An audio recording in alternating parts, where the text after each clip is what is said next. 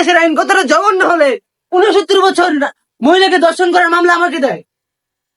Hello, যদি police আমার বাসায় আসে এখানে কি মারবে? দেখেন দেখেন, ওর বাপটা থেকে কল দিচ্ছে, ওর দুটা তোর দুই জামাই, আমি তোর ভাই উকিল, তোর বাবা, আমি টিভির লাগে, তোর হাত আছে, সবই তো তোর। আমি তো গরিব মানুষ। গরিব মানুষের বিএমডব্লিউ চালাস, গরিবরা কি বিএমডব্লিউ চালাতে পারে না?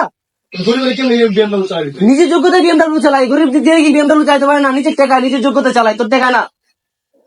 নির্লজ্জ হলে যে শুয়ে শুয়ে ফোন টিপে, মানে কোনো ওর জ্ঞান বুদ্ধি নাই, মানে হুশ নাই, মানে উনি রিল্যাক্স আছে। দেখেন না কতটা নির্লজ্জ হলে এরকম হয়ে থাকে, দেখেন।